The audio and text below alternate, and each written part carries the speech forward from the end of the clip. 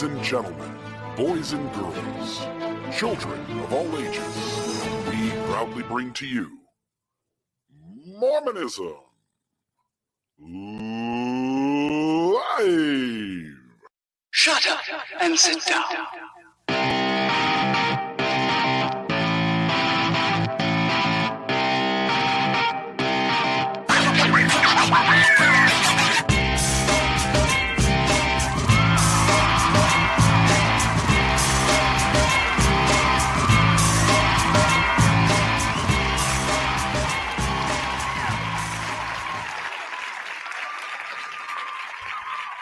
Good evening. RFM.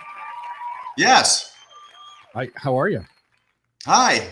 I'm fine, thank you. I'm back from Utah, freshly baked and bronzed. Yeah, I'll tell you, I had a few people reach out to me and say that your magic show went great, that they thought you were hilarious. Well, that's nice. And, Nobody said that to me. I'm glad they're saying it to somebody. How was Sunstone? It was great. I had a wonderful time down there at Sunstone, meeting all the great people who were there and meeting new people as well. Yeah. Did you get a chance to go to many sessions? Yes, I did. Were there any in particular that really caught your eye or were interesting? Well, I had the chance to go, but I didn't say I availed myself of the chance. Oh, okay. So there were sessions to go to. You may or may not have taken them in. Well, I don't recall any. You see, one of the problems is that, first off, I'm doing all these other things with other people and trying to meet with them and et cetera, et cetera. I don't want to belabor the point, but also. You're a big deal. Oh, yeah. I'm a real big deal. Thank you. I'm the only guy doing a magic show, which may be the only magic show that's ever been done in the history of Sunstone and may likely be the only magic show ever in the future in the history of Sunstone. Because 90 minutes never flew by so fast, at least as far as I was concerned. What was the closing trick? I can't remember. I didn't get through. I mean, I got through like a third of the material. I got you. You were doing magic tricks, and what happened that you didn't get very far in? Was there just a lot of stopping and it was mostly interacting me with the audience? Yeah, it was mostly me talking. Yeah. Cool. Having fun. I hope everybody had a good time. Well, folks, if you were there, we'd love to hear your thoughts on not just RFM but Sunstone in general. But again, several people reached out, said you were hilarious, and they really enjoyed your sessions. So super cool. Okay. Well, if they ever want to reach out to me and let me know, I'd appreciate it. Thank you. Yeah, I just started this new series, RFM, where I did one yesterday and I did one today where I talk about specific issues in Mormonism and walking people through, like, what does it mean to be a rational thinker? And the first one yesterday was on Adam and Eve and the Garden of Eden and all that goes into that theology. And then today I did one on Mormon afterlife, the 3 degrees of glory and outer darkness. And there's this really funny moment because I'm sitting here telling the audience and thinking it through where when you read how people qualify for the various kingdoms, the celestial kingdom, the lowest kingdom, is for the murderers, the adulterers, the liars, right? And then the outer darkness is for the good people who were born into or joined Mormonism, had a testimony at one time, and then learned enough information that they deconstructed it and then no longer believe because now they've denied the Holy Ghost. And so now they go to outer darkness. And I just thought that's quite a juxtaposition of the adulterers and the liars in the celestial kingdom and the good people who just don't buy into Mormonism anymore. And they go all the way out to where Mormonism considers hell. Well, the bigger they are, the harder they fall, as King Kong taught us. Yeah. And you were saying, just as we were getting on the show, I was starting to prep you for talking about that, but you mentioned that Hitler gets to be in the celestial kingdom and Bill Reel gets to be in outer darkness. And that doesn't seem to make a lot of sense, does it? Well, I don't know. It depends on your point of view, I guess. But you're below Hitler. That's all I know. I am. Bill Reel is below Hitler in the degrees of glory and outer darkness. That's it. But here's something that's funny. By the way, I'll come down and visit you on all the major holidays, just so you know. You're better than Jesus and Heavenly Father. Then they've already made it clear they're not going to come see me. Really? If I'm in outer darkness, Jesus only goes to the terrestrial kingdom and Heavenly Father stays in the celestial kingdom. And all we would have access to in the celestial kingdom is maybe the Holy Ghost. But in the outer darkness, it's just going to be me and Lucifer hanging out. Isn't it funny that the Holy Ghost has the freedom to go to any of the kingdoms, but it's like Heavenly Father is on house arrest? Yes. Yeah. Jesus gets to go further on vacation, right? Yeah, that seems backward to me. I don't know. But you know something? You came up with this great idea to have a show tonight on the idea of Mormonism and the way it grooms compliance in its members. Yeah. But this is actually a great way to start off, if you're ready to start off, Mr. Real, because Let's do it. really what this is an example. Don't know if you thought of it that way as a lead-in. Because how else are you going to control the people who are members, faithful members of the church, except to say that if you fall away and begin to criticize the leaders, that now you're below Hitler. Yeah, it's worse for you if you join and then lose belief than if you've never joined at all. Yes, and it's better to have loved and lost, etc. That's true. Right. Well, let's jump into it. So the first thought I had as I put this this material together is the first law of heaven, right? Obedience. Obedience is the first law of heaven, the cornerstone upon which all righteousness and progression rest. Are you quoting something there? I'm quoting Bruce R. McConkie. It consists in compliance with divine law, in conformity to the mind and will of deity, and in complete subjection to God and his commands. All three of those, by the way, mean obedience to the church and to its prophets, because they are the middleman for knowing what divine law is, what the mind and will of deity is, and what God and his commandments, what God's commandments are. That is quite the paragraph, isn't it? In that brief paragraph, Bruce R. McConkie manages to work in obedience, compliance, conformity, and complete subjection. Yeah. You learned about this when you joined. I know I did. What are your thoughts on how your brain as a believer wrapped yourself around the idea that the very, very ground, level, the support system for everything else is obedience? Well, it made complete sense to me at the time, I got to tell you, but this is back in the late 70s, and I associated this with Bruce R. McConkie, and frankly, with nobody else. And I don't know why that was, but I don't think I'm alone in that. The idea that Bruce R. McConkie was the main proponent or even the inventor of this idea that obedience is the first law of heaven. And I'll tell you just really quickly, no, that's not the case. In fact, it goes back as far as 1873. I went to the LDS General Conference Corpus and did some research there. And I found out that apparently, at least as far as I can tell, the first usage of this idea that obedience is the first law of heaven did come from a General Conference talk in 1873 by none other than Joseph F. Smith. And after that, it was used a number of times throughout the years. Sometimes it waned, sometimes it waxed in the number of times it was used. There was a guy named Rulon. We actually had a GA named Rulon. Did you know that? Rulon S. Wells? Yeah, I did not. Yeah, so a familiar name, but I didn't know him either. But he liked this a lot, and he used it a number of times back in the 1940s. In the 50s, Dilworth Young takes it over, S. Dilworth Young. He also takes it over in the 1960s. S. Dilworth Young really liked this idea. And then N. Eldon Tanner and Hartman Rector Jr. in 73. Elder G. Smith, former church patriarch, mentions it a couple of times. But no time, according to this database, which is pretty thorough, does Bruce R. McConkie actually ever say this in General Conference. But it does appear to be, that he always would adopt whatever it was his father-in-law, Joseph Fielding Smith, said. Yeah. And I have perhaps uncharitably said before that Bruce R. McConkie never had an original idea in his head. And that's probably rude, but I'm not sure I see any, there's no examples, right? Yeah, I don't see any examples different than that. So I think, and of course it goes from Joseph F. Smith to his son, Joseph Fielding Smith, through Joseph Fielding Smith's son-in-law, Bruce R. McConkie. And it's like Evers to Tinkers to Chance. That's the way it goes down the line.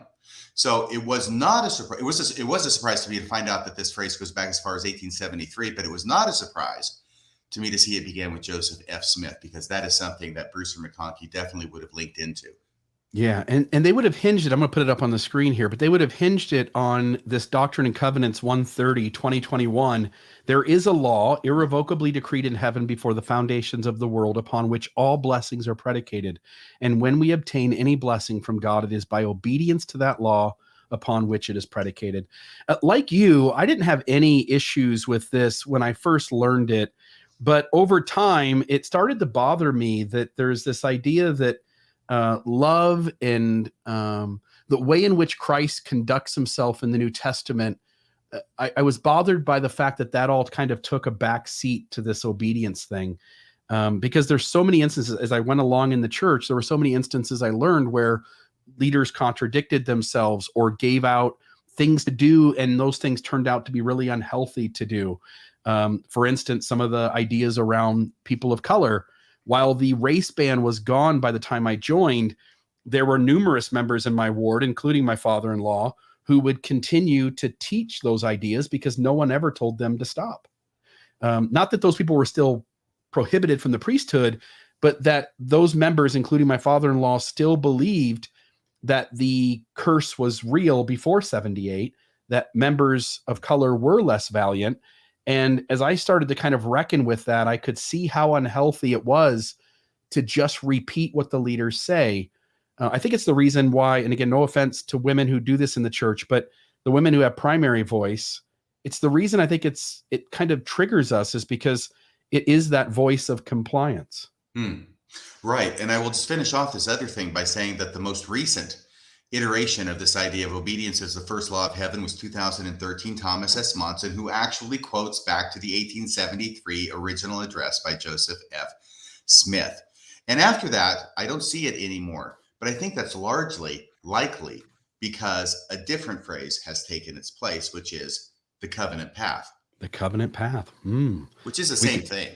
Right. One equals the other. To be on the covenant path is to be compliant to the church and its leaders. Right. You need to get on it and stay on it with exactness. Yeah. Yeah. Don't be a Leahona Mormon. Be an iron rodder.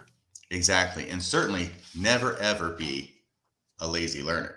Yeah, certainly not that. Also, I wanted to note in this section about obedience being the first law of heaven, Moses 5:5-6 and 1 Nephi 3:7 both get across a point, which is that it's important to obey God even when we may not fully understand the commandment. We'll get into some of these stories here later on, but just to note that there are scriptural examples where somebody kind of questions the Lord and it never turns out well when they try to encourage God to do something different than what they want to do. For instance, Nephi and Laban, Abraham and Isaac, and there's others too, which we'll get into. But any thoughts there before I move out of this section? No, and you said you want to get back to those two stories and those two scriptural references later? Yeah. Okay, then I'll wait. Okay. The second part I wanted to do is I wanted to name all the places, and Maven, if you're wanting to come on, I'd love to have you be part of this conversation. And I'm going to find here where I can put a name for her up on the screen. Perfect. Let me get rid. Hi, Maven. This one. Hello. Hi, everybody. So this section, what I wanted to do is name all the places in Mormonism where it nudges you strongly to be compliant. And I had come up with about a dozen, and then I reached out to folks on Facebook and asked if anybody had any other ideas that they would want to add to this list. And I took the best ones and put them on here. But I thought before I went through the list, Maven, I'd give you a chance to just talk, because I think the ways in which women are asked to be compliant and the ways in which men are asked to be compliant, there is overlap, but there's also very distinct differences. Any thoughts from you on Mormonism's pushing you and other women to be compliant? I have a couple thoughts. Just a couple. Please. So am I like jumping in? Is this like my big moment, or is that later where I go into detail? You can have as many big moments as you want, but this is at least one of them.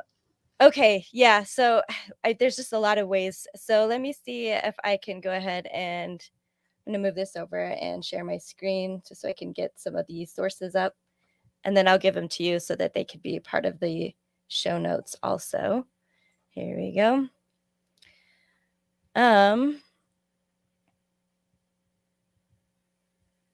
Okay, sorry. I'm just getting this all together, and then I just kind of like messed it up here.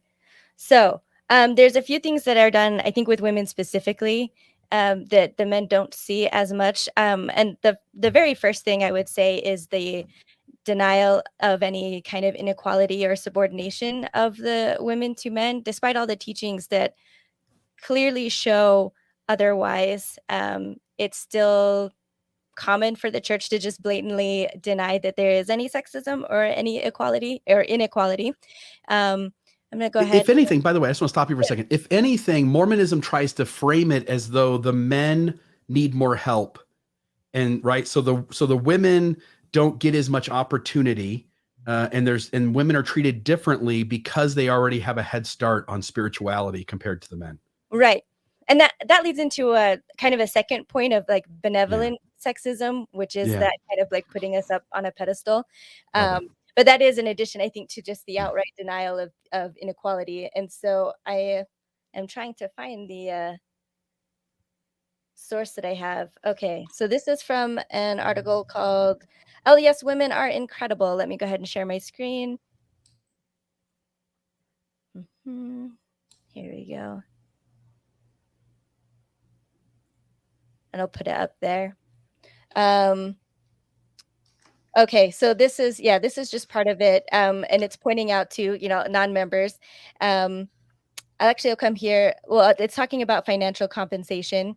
And if we start in the middle, it says, we, of course, told her about the Relief Society, Young Women, and primary organizations that are guided by women presidents. And we noted that from our earliest history, both men and women pray, perform the music, give the sermons, and sing in the choir, even in sacrament meeting, our most sacred meeting.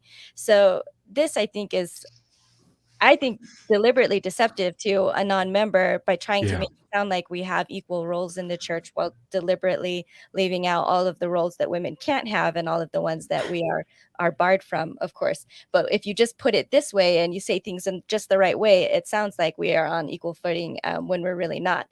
And then also notice too, the types of things women are allowed to do and the types of things men are allowed to do are not only just different, but there really isn't a lot of administrative potential to change things in any of these positions. Right. And I'll just add here that one of the things that is overwhelming to me by this point in my career is that for the church to write things like this, they have to know that equality is the desired goal. That's what people want. If they didn't think that people wanted it, they wouldn't frame their articles to make it sound like they are equal when actually they're not. And there's so much stuff that goes on into this, but that's the basic fundamental principle I get from it. They talk about from our earliest history, men and women have prayed, while leaving out the fact that women have not prayed in sacrament meeting until the 1970s, by the way. That's true, isn't it? Yeah. I didn't expect to see this, but that's true. 1970s. Go ahead. What were you saying, Maven? Oh, and then not till much later in conference. Yeah. Right. But the quote, says, I mean, and women did something. pray. So I think this is one of those times where like something was allowed earlier on in the church that wasn't, but you can just kind of skip over the part that it, just like sometimes people do with the issue with blacks in the priesthood, just being like, well, Joseph Smith ordained a black man, and then just kind of skip over all the rest of it that happened until 1978. Yeah, right. We let women pray in the choir. I mean, what the heck else do you want, Maven? Right. I'm not sure how we have a choir without the altos and the sopranos, but still. Equal but different. Right.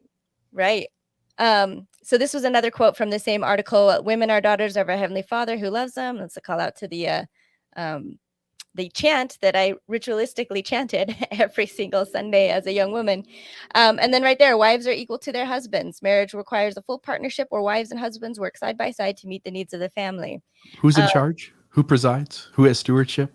Who makes the final decision? Right. And then I'm going to put this up. These are some tweets. This was like from forever ago, but I was getting into it with somebody. And so it's just about inequality and sexism in the church. And so this is one of the things that they, had said, of course, which I responded to. A lot of people responded to, but I just wanted to kind of chop out the main bits. But it just shows that I think the typical attitude that's still in the church, and here he's talking about, motherhood is that's the great calling that women get. Well, this is kind of going into the next point here was with that benevolent sexism that you're talking about, that it's the highest calling that anyone can have. So this next, oh, sorry, did you want to say something? No, I've heard this a million times before, but only now is it striking me that if motherhood is a calling, why is this a calling that's available to every woman inside and outside of the church? And it Right. lasts forever. Or You not are a mother to eternally. faithful women, you know, It's if not a you're calling. That's right. ridiculous. And if you're single, you know, then that's not available to you. And then, or if you're married, but you're not able to have children, it's also not available to you. Yeah. So, Oh, I know. yeah. So this one, so let me go back to my screen. So this is from, this is a general conference talk that Russell M. Nelson did in 99, I think, Our Sacred Duty to Honor Women. And actually, that's at the bottom. Let me scroll up here. There's like all kinds of garbage in this, of course, but let's see. Yeah. So the first one here, many years ago, the first presidency issued a statement that has had a profound and lasting influence upon me. Motherhood, they wrote, is near to divinity. It is the highest, holiest service to be assumed by mankind. It places her who honors its holy calling and service next to the angels. So that sounds really sweet and dear. And then the second quote here. Well, it puts them next to the watchers, at least. There we go. Such a sweet spirit. Yeah, I just want to make sure this, yeah, okay, this is the quote that I want. Actually, so it's, why don't you read it, RFM? Oh, thank you. Honor the sisters. Okay. And this is President Nelson, eh? Mm-hmm. We who bear the holy priesthood have a sacred duty to honor our sisters, especially the ones we're married to. We are old enough and wise enough to know that teasing is wrong. We respect sisters, not only in our immediate families, but all the wonderful sisters in our lives. As daughters of God, their potential is divine. Without them, eternal life would be impossible. Our high regard for them should spring from our love of God and from an awareness of their lofty purpose in his great eternal plan. Right. So there's a lot of good praising words in there. High regard for them, lofty purpose. So there's yeah. And don't forget, you can talk in meetings, but don't talk too much, and put a little lipstick on. And right. Yeah. And then this last one here. Bill, do you want to read this one? Honor the special sisters in your lives, brethren. Express your love to your wife, to your mother, and to the sisters. Praise them for their forbearance with you, even when you are not at your best. Thank the Lord for these sisters who, like our Heavenly Father, love us not only for what we are, but for what we may become. Humbly, I thank God for my mother, my sisters, my daughter, granddaughters, and for my special sweetheart, companion, and friend, my wife. May God bless us to honor each virtuous woman. I pray in the name of Jesus Christ. Amen. And then he has to hurry home because the women are all making him cookies. So him and his boy can eat them. That is that talk. I think it is the same one. Oh my gosh. Right here. Yeah, it's at the beginning where he's talking. Oh, no. Isn't that sweet? It is that talk. Yes, that's the very one. Yeah. So irony is sometimes fun. And that's why there's a lot of really sincere belief among members of the church that that they honor women, that we love women. We're not sexist at all. We're not subjugating them. We're not putting them down. No, if anything, we lift them up, and it's because of this kind of rhetoric. But it's to serve a purpose, which is to make those who are in an inferior and a subordinate position with no real power, feel better, feel like they do have power. And so the next kind of I guess. By the way, Maven, I'm sorry, just because some people may be listening to this without the screen later. Mm-hmm. Can I read that part about the donuts? You want it? Yep. Go ahead. This is earlier in the talk where President Nelson is saying a little bit too much, perhaps, about how he actually views women. Tonight, I am attending with a son, sons-in-law, and grandsons. Where are the women? Oh, I don't know. It says, where are their mothers? Gathered in the kitchen of our home! Exclamation point. What are they doing? Making large batches of homemade donuts! Exclamation point. And when we return home, we will feast on those donuts. While we enjoy them, these mothers, sisters, and daughters will listen intently as each of us speaks of things he learned here tonight. It's a nice family tradition, at least for the guys. Symbolic of the fact that everything we learn and do as priesthood bearers should bless our families. I think that little vignette speaks volumes. Yeah. Yep. And that's the whole talk, our sacred duty to honor women. So And then this is a clip from my Mormon story, but it's actually more of Jen and John talking. And I know some people really say like they hate it when John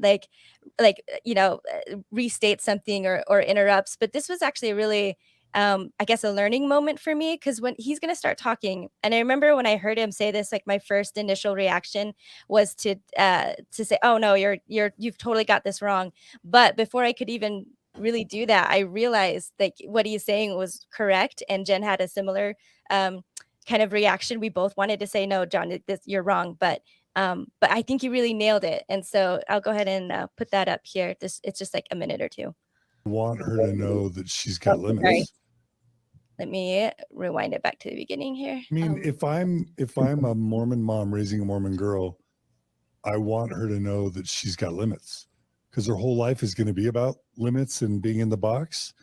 So part of my training for her is to make sure she knows she can't do everything she wants to do. It's kind of the opposite of the Girl Scout message, because her education she may or may not get, and she's going to have kids, and she's not going to be able to have a career. She's not going to be able to pursue her education as much as she wants, and she's going to be a stay-at-home mom. I mean, am I wrong? The feeling I had it when John started to talk to you, I kind of had to push back too, like in my mind, but not, yes, like what you're saying is true. Like that is like, they do need to let us women, female, know that like what our place is, but they've been taught how to spin it to where we think that that's such an amazing role. Like that's what you want. That's what is like, it's just, I don't know. They spin it to be this amazing thing, like, you know, and a non-selfish thing. And like all these words they use to praise you to be in that role. I think part of it's self-assurance Yeah. also, because that's where they're at. So it's reassuring to themselves that they also made the right decision. Yeah. Right. Yeah. You just said it like Right. point blank. Yeah. And both of us probably are like, wait, Yeah. but then it is that, Yeah. but then they spin it It's how this it's- weird yeah. thing, and it makes your mind and your body actually like react. Yeah, because they'll Kinda never funny. say, well, you're not going to really pursue your education to its You're not farthest going to go to degree college. and have a You're not going to be career. able to do what you want to. It's You're more not- you get yeah. to be a mom, and mom is the most sacred thing, Yeah. right? That's what the church says. Yeah. But I was just, my mom and my sisters were all taught a woman doesn't need more than a couple years of college. And the whole purpose of going to college is to find your eternal companion. Or to have something, if your husband dies, then you might have something to fall back on. Like those are the two narratives. Yeah. But yeah, I don't even think I was told that I should go to college. Yeah. But yeah. And I was very smart. Like I took AP classes in high school. I tried to get as much college as I could in high school, because I knew in my mind what was sent. Yeah. What was expected of me. So, I had, super high grades and was super smart and was taking like AP calculus and history and like all of these things to try and get myself ahead. And it's just, now looking back, I'm like so sad. Wow. And that makes me sad too. For her. She's a smart cookie. I had no idea.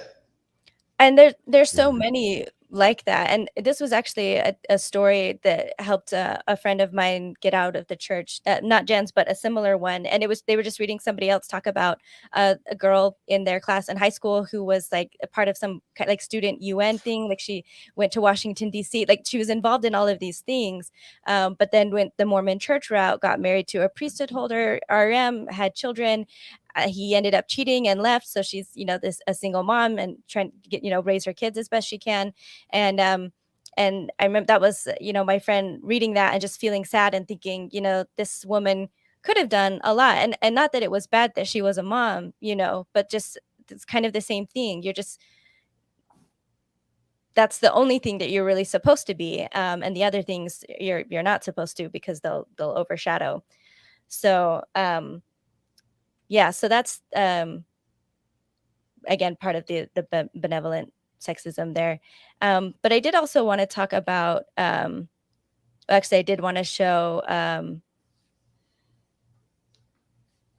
okay, no, sorry, that's the next. So the next thing actually would be a comparison, women of the world, like versus the ones that are righteous. And I like, Bill, kind of how you said it. In a patriarchal system, even though women have a subordinate role, they still win or are elevated by supporting the patriarchy. And we see that a lot in the church. The women that are in line, that are falling in line, that are doing what they're asked to, they are praised for it. Versus, evil women, worldly women, and a lot of time it has to do, I feel like a lot of this shaming is about bodies and sexuality. So you can be a godly woman or you can be a slut or a whore. And it's kind of like a difference between these two. And the church also likes to take over motherhood as if it's their idea, or the Mormons are the only ones that have ever wanted to be mothers or love their children. They kind of take it over. So worldly women can't be loving mothers either. And so so one of the examples actually of a kind of, this was let me go back to, sorry, let me get to the right one here. Here we go. This was a tweet that was sent to me about being single, just kind of making fun of me, as if I never wanted children, and I don't want children now, but that's not the reason I don't have them. It's just because I didn't marry young, like most Mormon women do. So if I had, I even being asexual, I didn't know that then. So if I had married young, I would have had children right away. So it's just, again, just kind of this demonization, because I'm obviously on Twitter setting myself up, under Maven. I'm obviously out of the church. So there was this kind of so this is just one example. Holding up the patriarchy. Yeah. Right. Yeah. And again, like this is me kind of being like disobedient, but it's also ironic because I'm still single. So like even if I were to have children, that would also be outside of this parameter. So he's making fun of me for not having children. But if I did, then that would be outside of marriage. And so then I would be, a slut for it. So Right. there's kind of like you can't win. Yeah. So I did want to bring up an article again. Let me share. Well, let's see. Let me get it.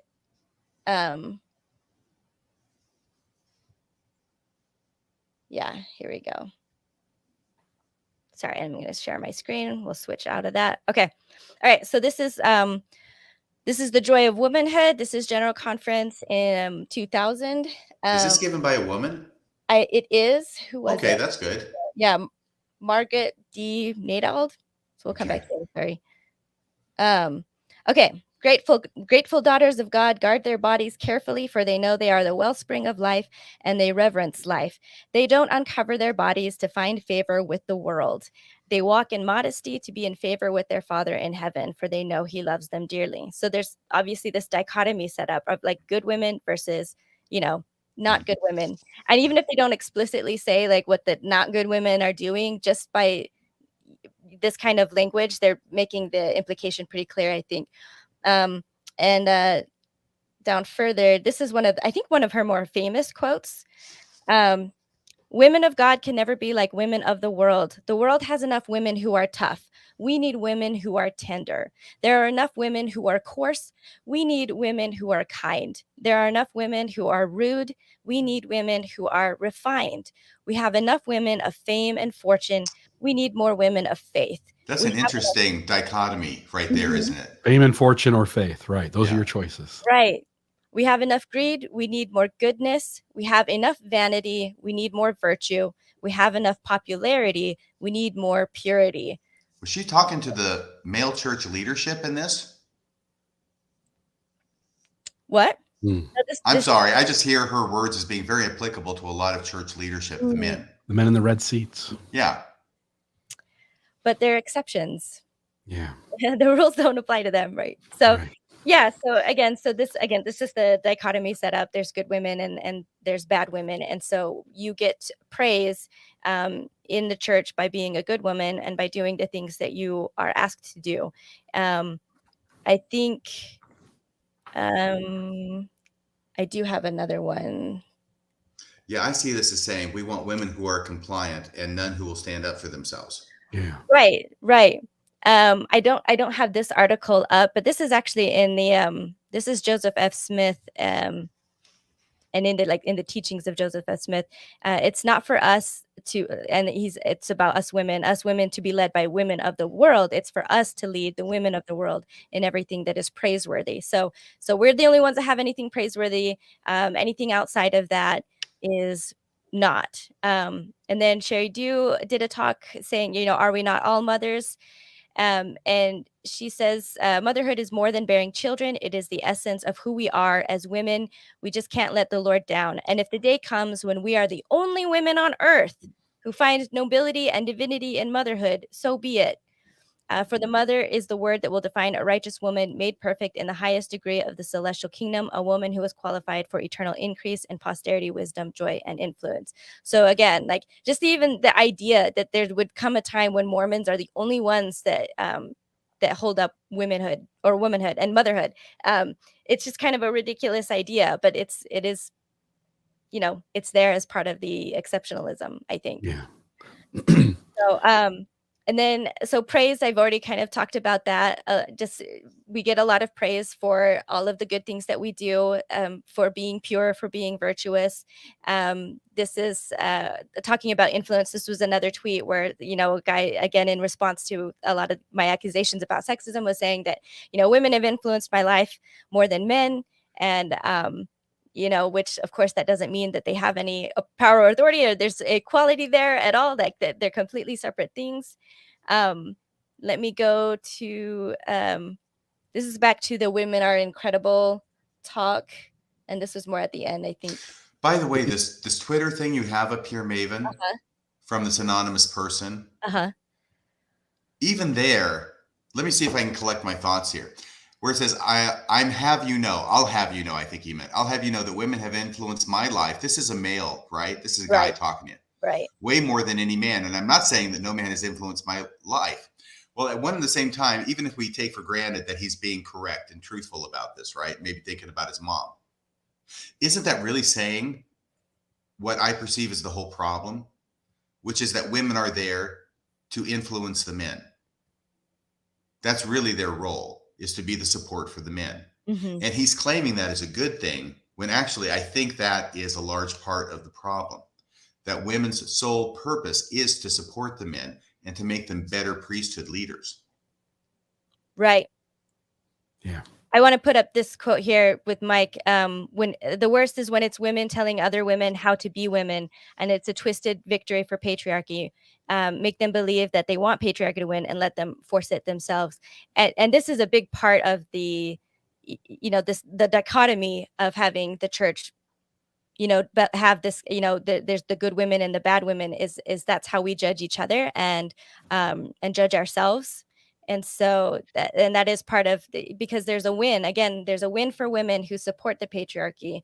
And so by necessity, then they're on that side. So, so the women who are standing up, or when I'm posting on Twitter about things that are unequal, a lot of times it was women also coming back and defending their roles and defending the church, because that's the only way for them to win. And they don't know it, but that's, that's the air that we breathe right now. So yeah.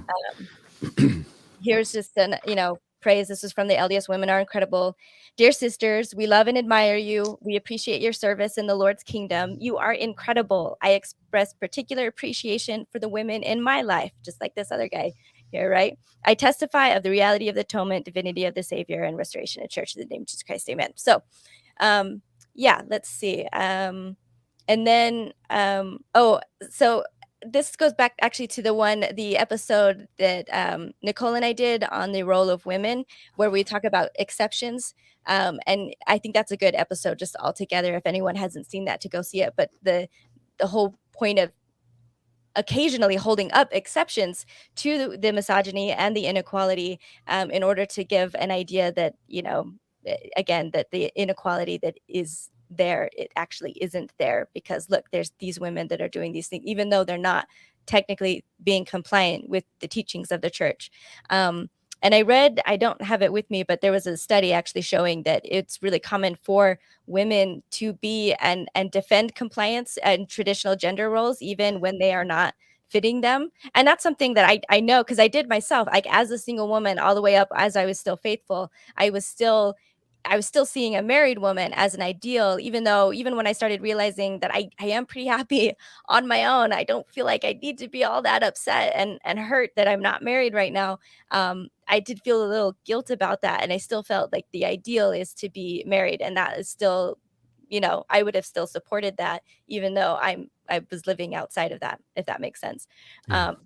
And then the next thing, sorry, I'm basically done here. I've just got 2 more points that I think are specifically more towards women. And so the next one is ignoring dissent and ignoring women's voices, except for when they support, the men, the patriarchy. And so that's kind of going into what I've said before, I guess. But when I think, was it Erickson? The church apologist, he had said someone had asked him in a Q&A where they let people ask live questions and not submit them ahead of time, asked about Helen Mar Kimball and, some of these other problematic young brides in the early church. And that's what, one of the things he said at that time was, let the women speak for themselves, or, look at what they said, because they were supporters of polygamy. And that's the only reason why they want their stories to be looked at, because there are other women that were not supporters of polygamy. And their church is never like, well, let's see what the women who hated it said, or let's see what the women who were open about the poverty they were in said about it. Right. They don't want those voices. They want the faithful ones. And then this was something I'm trying to see if I can find it here. Here we go. I'm going to add this up. So this was another tweet. And this was actually in response to me, like specifically pointing out that the church silences women except for when they support the patriarchal narrative, and even excommunicating women that don't. It's the same guy, but this is what he said: let the women speak for themselves instead of telling them how they should feel.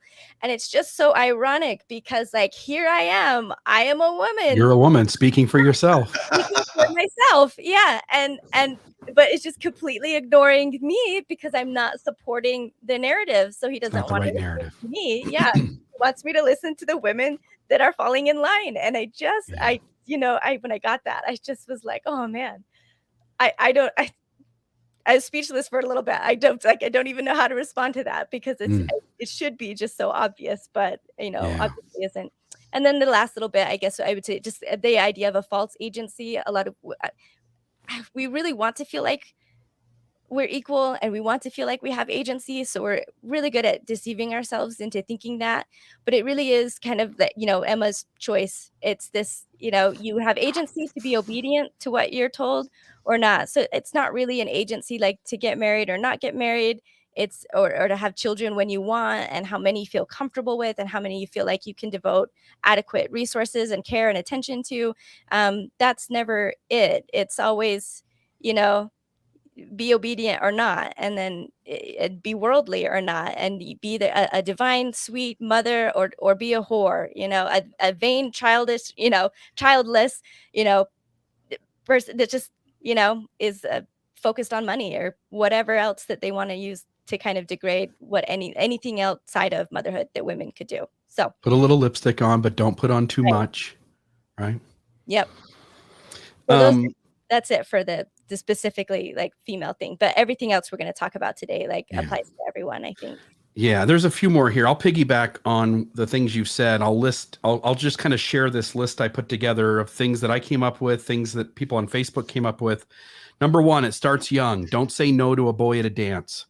At a young age, girls have to get used to complying to the men in their lives. They are priesthood holders. They preside. When your bishop asks to see you, you go see your bishop. When your dad wants to have, whatever it is, give a father's blessing or whatever, you essentially are at the whim of whatever the men in your life want to do. C, what 8-year-old says no to baptism? Isn't it strange that no one says no? If everyone says yes, is it really a choice? And I just want to go back to the saying, not saying no to boys at dances. Because that also continued into like young single adult wards and whatnot. There was kind of this feeling that even if you really didn't like a guy, just the fact that he was brave enough to ask you, like, that he should be rewarded with at least one date, kind of a thing. Like, and you don't even really know him, so like, even if you think you don't like him, maybe you'll change your mind. So there was that, but that also, I mean, that's how we're raised. But then on the flip side, with law of chastity, like we're given the task of telling boys no then. And so it's no wonder that so many women and girls in the church don't do that, don't even know how to do that. So this is the only time that we're ever told it's okay to say no. And we just do not have the tools to do that at all. And this was something I was realizing it was something that I worried about. And I didn't realize at the time, but I just figured out now. I was worried about basically a sexual assault, but I wasn't thinking of it that way in my mind. I was thinking about, what if I'm not faithful enough to be like firm enough with a boy in saying no? What if he like, he wins, I guess, is kind of how I was thinking it, like between me saying no and a guy being persistent, and he wins and I give in or whatever. And I never, I was worried not about like a physically forced, like he pushes me down and I'm screaming no kind of a thing or something, but just that I wouldn't. He wins the negotiation. Yeah, I couldn't actually think of a scenario where I could be strong enough to like run away or something like that. Just, I don't know. I just felt like a guy could convince me against my will, and that would be my fault. But if it was against my will, then that would be an assault. But I didn't think of it that way. I just thought of it as, if it's anything short of be like physically being forced to, it's my fault. I was already thinking about it that way and worrying about it as a teenager. Yeah. Wow. I love that. Can I say that this is one reason why women should be tough? Yeah. Which again, in the other quote, he says not to be, right? Right. Yeah. Yeah. You're to be submissive. There's enough women who are tough when we need women who are tender, right? Submissive women allow unhealthy men to continue to be unhealthy. Yeah. Yeah, and it's not an either or, it's a false dichotomy. It's not tender or tough. Why can't we be tender and tough? And why can't the men as well be tender and tough at appropriate times? Totally. All right. We talked about 8-year-olds don't get to really say no at baptism because no 8-year-old says no at baptism. All 8-year-olds in the church get baptized who are part of active families. There may be a rare example somewhere, but it's a rare example. It's persistent. Don't say no to a calling. Get married young. Don't put off having children. Don't use birth control. Have lots of children. It culminates in the temple. Do you covenant to obey your husband as he obeys God? Bow your head and say yes. Give all your time, talent, and everything you possess to the Church of Jesus Christ of Latter-day Saints. Contention is of the devil. Making disagreement bad, and a higher authority always wins. God commanding Adam to sacrifice animals, Moses 5:4-7. Adam follows the command for many days until eventually an angel appears and asks Adam why he is performing the sacrifices. Adam responds, I know not, save the Lord commanded me. In other words, you do not need a reason to obey. The non-Levite studying the ark, right? There's somebody who comes in to do a good thing because the thing's going to tip over and they're smitten down. Follow the prophet. He can't lead us astray. What does this even mean, since there are numerous occasions where false doctrines have been taught and believed? That principle has been reiterated. Harold B. Lee, Gordon B. Hinckley. I think it started with either Heber C. Kimball or Wilford Woodruff. When the prophet speaks, the debate is over. The Ensign, November 1978, page 108.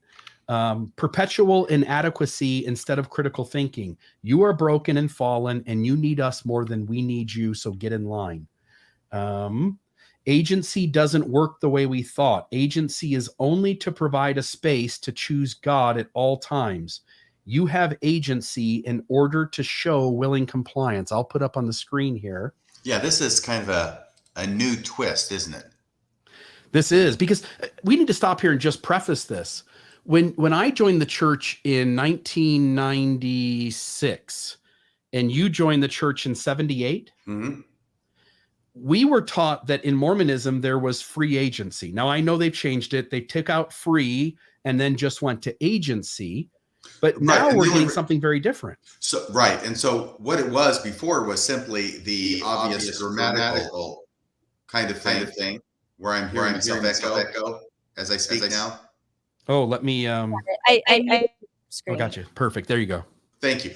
Just that free agency is a redundancy, because agency itself has the meaning of being free, right? Yeah. You're an agent, so you're free. But that's all that I heard before, because nowhere in the scriptures does it say free agency. It says agency, but agency means free agency just by its very definition. But now Elder Bednar is trying to, can I just say what it is I think he's trying to do? He's trying to take away the freedom that God has given us according to LDS theology, and that a war in heaven was fought over, for crying out loud, in LDS theology. And what he and other people have done during the course of the history of the church is try slowly and incrementally to take away the freedom of people to make choices within an LDS context while still pretending that it's there. It's quite similar to what they do with the women, right, Maven? Is they will say that you're equal while everything they do shows that you're not. Right. Yeah.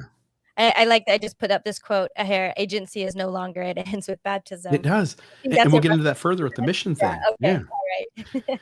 All right. So let me unmute this and we'll play Elder Bednar, who completely takes away agency and essentially says, once you've joined the church, you're committed. Right, right. The principle of moral agency is the least understood of all gospel principles. It is taught. By the way, I'm going to pause you for a second. Just notice, by the way, notice, by the way, the way this is chopped up is they're in an area where they're speaking, I believe, Spanish. He says some things and then the interpreter translates. He says some things, the interpreter translates. Whoever put this together, it might have been Jonathan Streeter. I think, in fact, I know it is, because now in the bottom right, it says thinker of thoughts. Jonathan cuts out all the Spanish stuff. So you have these stoppages of time where a block of time is missing where the interpreter is giving it. And it's really weird because you'll notice Sister Bednar's face doesn't shift or move in some of these places. It's almost like she is completely out of it. And again, not to make a story here where there isn't, I really do worry about what her situation is, because the dynamic of how these two interact is really, a lot of people that are outside the church notice it. It's kind of odd.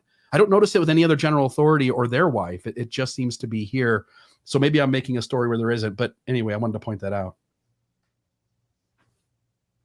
Oh, sorry, I muted the screen. Ways that are not appropriate. As I listen to members of the church all over the world, this is how they define agency. It's the ability to choose, and I can do what I want.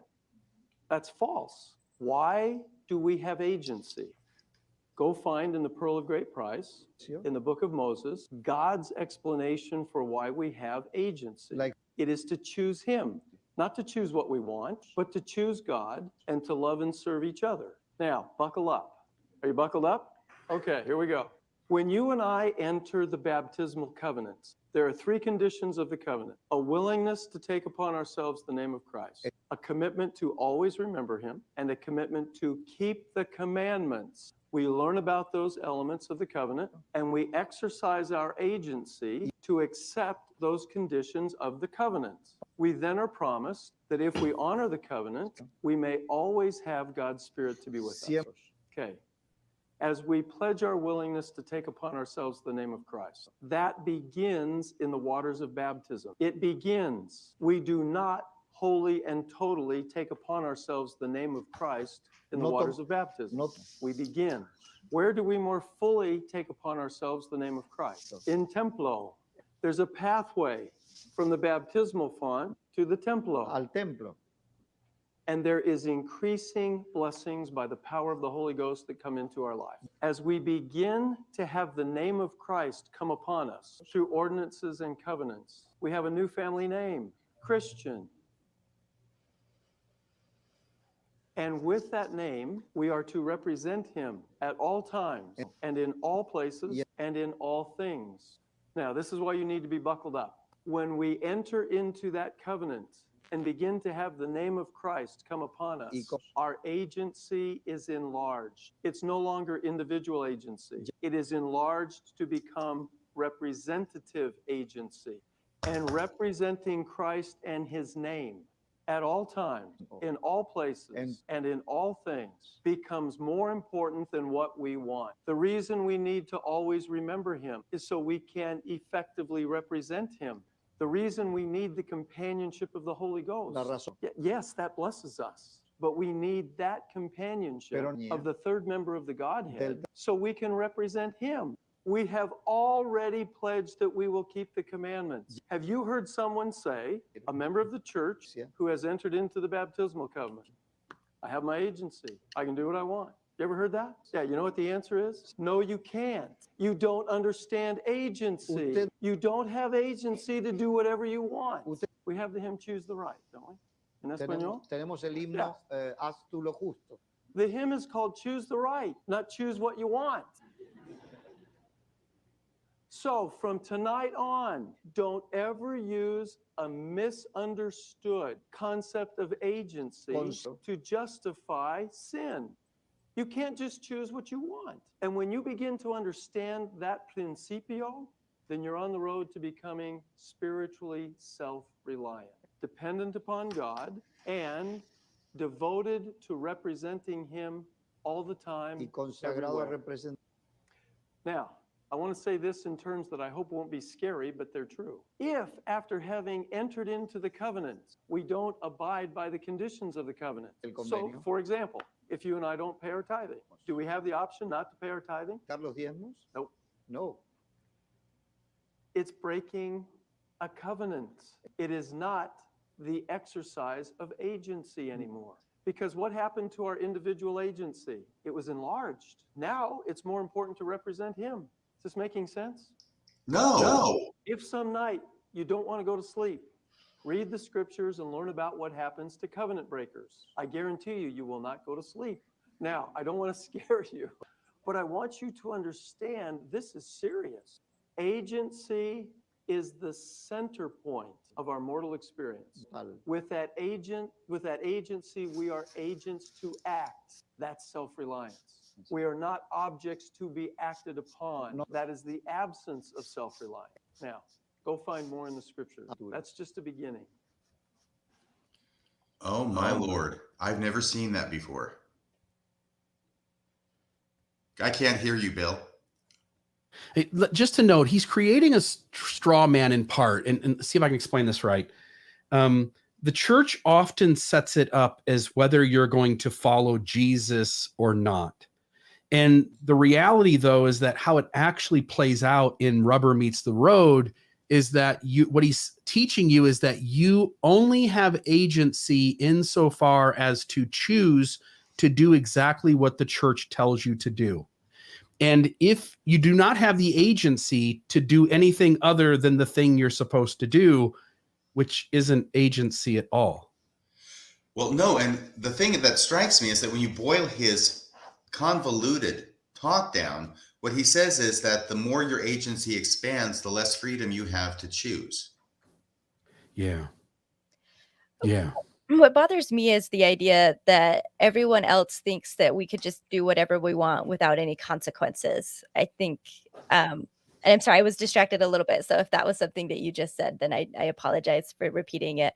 But it's just, I think that's my biggest pet peeve with the way the church talks about agency, is the idea that nobody else wants any consequences. And again, it kind of points to the whole idea that you can either choose right and good and have good things happen, or you can choose the wrong thing. But then there's got to be a punishment, and you're trying to avoid punishment from your bad choices, when really it's just different choices, like literally a cup of coffee, or just some clothes that are different than what you like, a tank top. This is not, we are not talking about murdering. We're not talking about committing adultery. We are talking about being individuals here and being able you have two earrings in. have a life. Yeah. So there's also this LDS principle, which is we teach them good principles and we let them govern themselves. I've been told that 1,000 times in church meetings. And the reality is, I would love, it will never happen, but I would love in one of these meetings when something stupid like this is said, for someone to raise their hand and go, what about the idea that we teach them good principles and we let them govern themselves? When you tell people that, yes, you have a choice, but not really, you must make every choice the way the church tells you should make it. Otherwise, you're a covenant breaker, and we all know what happens to covenant breakers, is a very different thing than what is the reality of how healthy people handle this principle, which is we do learn. People help us understand the various ways that we can act in this world. And then we get to choose how we go forward and act. And there are consequences for being unhealthy, and there are consequences for treating people in healthy ways. And we should have the right and privilege, as some of Mormonism teaches, to be able to figure that out. Right. And I like what Maven had said, which is, what is so hard about saying agency means you get to choose what you want to do. And if you choose what the Lord wants you to do, you'll be blessed. And if you don't choose what the Lord wants you to do, then bad things happen. I thought that was the basic idea of Mormonism. Yeah. And yet now we have Elder Bednar, who's talking about erasing agency completely from the blackboard. Yeah. In some ways, Mormonism is progressing, and in other ways, it's stepping backwards, isn't it? Yeah, there's a lot of retrenchment going on. And number one, when I first started making comments while it was playing, and I apologize for that, the thing about Elder Bednar is that in almost every talk he gives, he wants to communicate to the audience that he's smarter than everybody else in the church, that he has some insight into whatever doctrinal principle that he's going to expound upon that has never occurred to anybody else before, and everybody else misunderstands it. And that's kind of why I facepalmed on that part. The second thing is that when I look at him speaking, I think, okay, so after this address, does a third of the host of heaven follow him? Yeah, it is a plan with no choice, isn't it? Yeah, this is the Mormon Lucifer. I don't know if he's played that part in the temple too much or something, but yeah, this is totally, you have no agency. And now he's going to make it representative agency. Well, I'll tell you something, Elder Bednar. I actually haven't done a search, but I'm going to bet you right now that I know free agency doesn't appear in the scriptures, but I'm also going to get you that moral agency doesn't appear in the scriptures. And I'm sure as heck going to bet you that representative agency does not appear in the scriptures. He's just playing with words in order to come to the result that he wants, which is you have no choice. You have to do what you're told because you made that covenant back when you were 8 years old, when you got baptized. Yeah. And when the missionaries came into my home and taught me, and when the missionaries went into your home, RFM, and taught you, I would guess that the missionaries framed it as though you have agency. You have the ability to choose. You can choose good. You can choose evil. But that you have to be allowed to choose. That's what the plan of salvation was. If the missionaries would have came into my home and taught me what Bednar just said, I would have been like, oh my goodness, something's not right. You're telling me I get to join your church. That's the one choice I get to make, join or not join. But the moment I join, you're telling me that I am obligated with serious spiritual consequences if I don't choose the right thing 100% of the time. And the only option I have is to do all the things you guys say, go to all the places you tell me to go, serve in all the callings you tell me to serve, pay all the things I'm supposed to pay, show up for all the things I'm supposed to show up for, be quiet when I'm supposed to be quiet, stay away from the sources. Yeah. If nobody tells you that. So Bednar and the rest of the church, do me a favor, put this in the first discussion. If you really believe this, if you really believe what Elder Bednar just taught, put it in discussion number 1, where every potential investigator is clearly taught that the moment they enter the waters of baptism, their agency is gone. Like that. Yeah. No, I hear what you're saying. And what I'm seeing more and more is in this instance, as well as in other instances, and some of which you have later on in the show, Bill, but there seems to be a rhetoric that is alive and afoot in the LDS church now, restricting people's agency who are members of the church and trying to coerce them even beyond the coercion that has existed before to do what they're supposed to do. Yeah. And what this bespeaks to me is behind the scenes, what they're responding to by using this kind of rhetoric is the fact that more and more members of the church, more perhaps than ever before, are not doing what the leaders believe they should be doing. So their response to it is not to reason with people or to try and persuade them. It's simply to say, you don't have any choice. You have to do what we tell you to do. Yeah. I don't think that's a good strategy. No, it absolutely isn't. And it speaks to some sort of insecurity that the leadership has about the current state of affairs in the church. Let me finish this list that I've got. So I had the Bednar one. My next one, having a sustaining vote, but in which a no vote means nothing, right? So you go to general conference and we give a sustaining vote to the leaders and we think we're voting. I was taught I was voting. If everybody votes no, or if 51% vote no, something else has to happen. But you can see in the way this plays out that that's not real. Anybody who votes no, you go talk to your bishop, you go talk to your stake president. We're really not concerned with what percentage of people are voting no. it doesn't work the way you thought it works. It is wrong to criticize leaders of the church, even if the criticism is true. Stay away from unauthorized or unapproved sources. That's a thought-stopping technique. Trust us. There's a video about that. Sorry, just thought I'd throw it out there because I saw it just before the show. Remember the video about staying away from unapproved sources? Was this the Nelson thing that you sent me? Yeah, that's President Nelson to you, pal. Yeah, give me a second. I thought I had it. See if I do. Whoops. Yeah, this That's apparently 11. was from the past May. Right now, here it is it is. August 3rd, 2022. This is from the past May when he was addressing the youth. And there's a number of times when church leaders will say this, but this is the president of the church making it very, very clear that he doesn't want the youth or the members of the church to pollute their testimonies by listening to the philosophies of non-believers. Okay, here it is. I plead with you to take charge of your testimony, work for it, own it, care for it, nurture it so that it will grow. Feed it truth. Don't pollute it with the false philosophies of unbelieving men and women, and then wonder why your testimony is waning. Engage in daily, earnest, humble prayer. Nourish yourself in the words of ancient and modern prophets. Ask the Lord to teach you how to hear Him better. Spend more time in the temple and in family history work. As you make your testimony your highest priority, watch for miracles to happen in your life.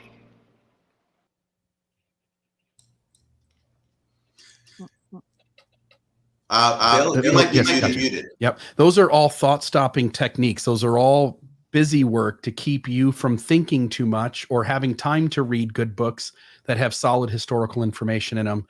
Doing family history work, once you don't believe in that, you recognize it's just a complete waste of time. To know who my 16th great-grandfather was and all of his kids and where they grew up and where they were born, it's just a waste of time. But it gets you to stop thinking about the things that would possibly change your mind. I'm surprised Anyway, how many techniques were all fit in that one video, and like unironically, I feel like that could have been a video made by somebody like for the ex-Mormon Reddit or something to specifically pick out thought-stopping techniques. You know what I mean? But the church did this one, right? yeah. The church made this one. It's wild. Right. And this is one of the problems that the church has now is that the cat is out of the bag and it's mean, it's nasty, and it hates everything to do with Christmas. And by the cat, I mean this information about the church is now available. The church has had its day of covering it up, locking it in safes, and ripping it out of letter books. Okay. So now it's available. It's out there.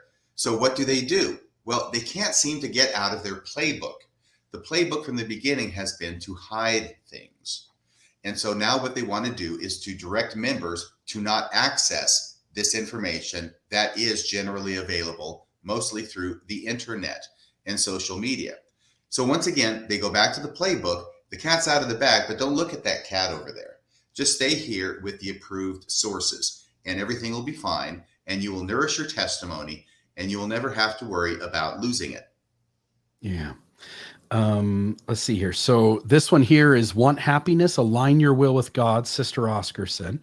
Again, anytime the church says align your will with God, it doesn't mean by that, go read the New Testament, read it with a clean lens, figure out who Jesus was and go be like him. It is listen to prophets, seers, and revelators, listen to the commandments of the church and do exactly what we tell you to do. The next one here, Hey, Bill, can I ask you a question? By the way, this is a rhetorical question, but what happens when you do align your will with God, Sister Oscarson, but you don't become happy? Yeah. How many people in Utah are members of the church on antidepressants because they're doing the best they can, but they recognize that they're covenant breakers because on some level, what Elder Bednar said does register. Every Mormon goes, I've got a million things to do and I can't do them all. And I feel like a failure. And so they're not happy and they're taking drugs to solve the problem. Suicide is a major issue in Utah. they pretend like if you just live the gospel, you end up happy, but 2 + 2 in this situation doesn't equal 4.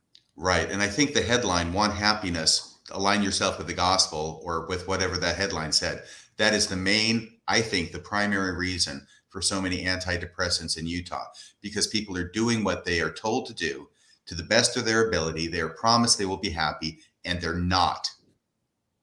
Yeah.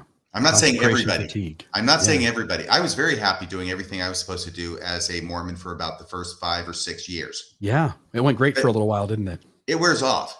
Yeah, it does. It gets heavy.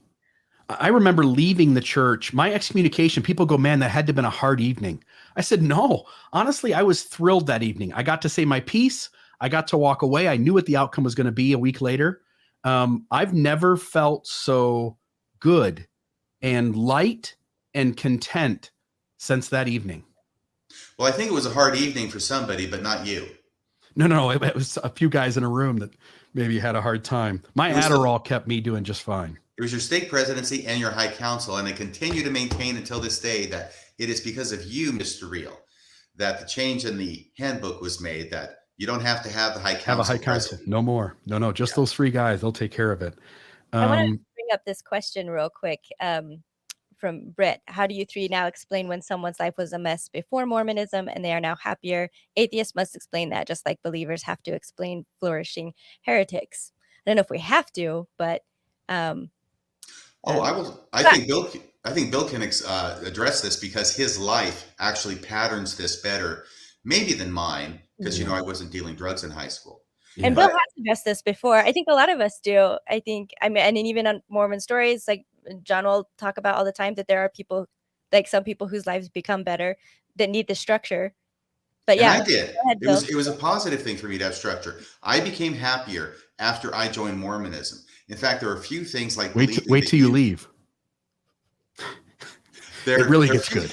There are a few things that make me and a lot of people happier than believing that you have found the only true and living church upon the face of the earth, which thereby means that you've got the inside scoop, and you can also judge other people who don't have it and are too stupid to realize the truth of what it is that you've accepted.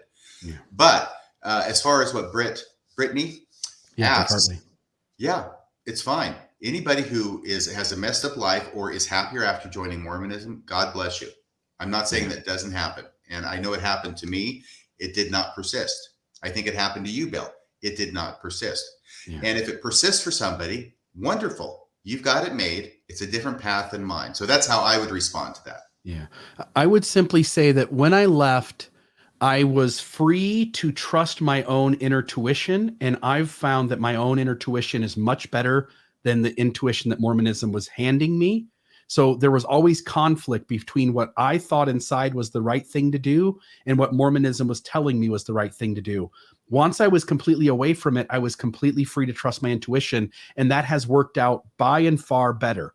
Number 1. Number 2 is there really is a burden when you feel like you have to do everything. You have to check all the boxes to get back to the celestial kingdom and live with God again and live with your family again. But not only you have to make sure that your spouse checks all the boxes. You have to make sure your kids check all the boxes. You have to make sure that everybody you serve in callings checks all the boxes. It's so heavy that the very next morning after being going through the disciplinary court, I just remember waking up and going like, oh man, I feel great. Like I feel lighter. And from that day forward, again, some people's lives are bad. Some people's lives are good. Some people's lives are, they do the right thing and bad things happen and vice versa. But the reality is that for most people, my experience is most people who leave, they tend to feel lighter, more content, and have more happiness in their life. And flipping this into the subject of tonight's podcast about the grooming for compliance, although I don't think we've left it at all. No. Going back to these very famous scripture stories that end up being talked about kind of a lot in the church. When you talked about all the scriptures that we have and all the standard works, we spend 95% of the time talking about 5% of the scriptures. And some of those stories is, first off, Adam being told to sacrifice the sheep or the lamb or whatever it is, right? And the angel tells him to do it. And he says, why? And the angel says, hey, I'm just telling you to do it, right? I'm not going to tell you why. And then after he sacrifices the sheep, he finds out it's in similitude of the sacrifice of Jesus Christ. So that story is talked about a lot to say, do something that you're told to do, even if you don't understand why you should do it. But then it gets one-upped in First Nephi, where now Nephi kills Laban. And Nephi does not seem to be presented as a homicidal maniac. He actually does not want to do this. He resists it 3 times, even though God, through the Holy Ghost, is telling him over and over, you've got to kill this guy.